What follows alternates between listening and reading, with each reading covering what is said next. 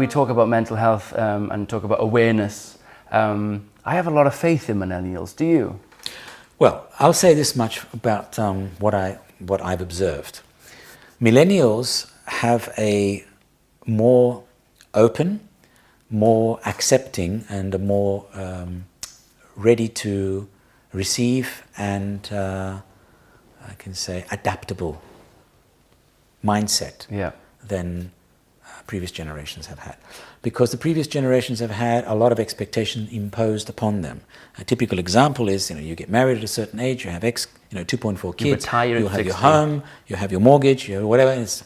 And so everyone ties themselves down and into a structure, an infrastructure that's been set up by the powers that be, and have been told that this is what equals safety, security, and progress. Yes. Millennials don't give a damn about safety, security, and progress in that way. Right? They would rather just try things out.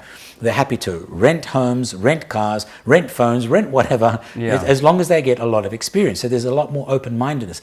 But wherein that, I would say the weakness there is they lack experience. They lack, when I say experience, I mean solidity in experience. Right? They have, opening yourself up to do a lot of things gives you exposure to and receiving a lot of information. But how do you ground that? How do you consolidate it and use it to build something that will enable your growth, your development, and what I think is most important is your evolution. Yes. And that's very, very important. But I find millennials are a lot more, because their programming in their mindset is a lot more broad spectrum.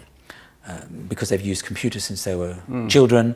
They're used to receiving an abundance of information. Indeed. And the brain can cope with that. Yeah. What it doesn't know how to do very well is translate that information into something solid and I would say substantial, so that they can feel confidence, trust, and a sense of self-esteem. And that's where those three aren't very strong with millennials. Does that make any sense? No, that does make a lot of sense. Yeah. Yeah. So totally. Unless they haven't lived enough the information that they've got a huge database. Yes. Right.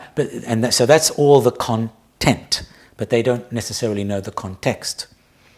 Right. And that's what experiential learning is very.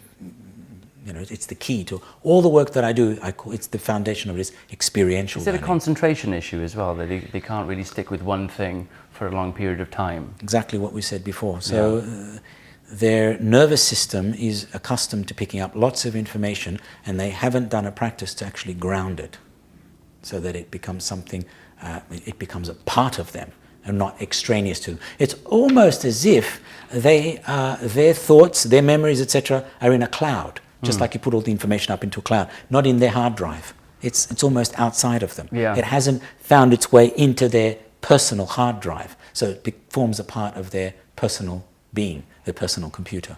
Do you have faith in the millennials? do you believe in them?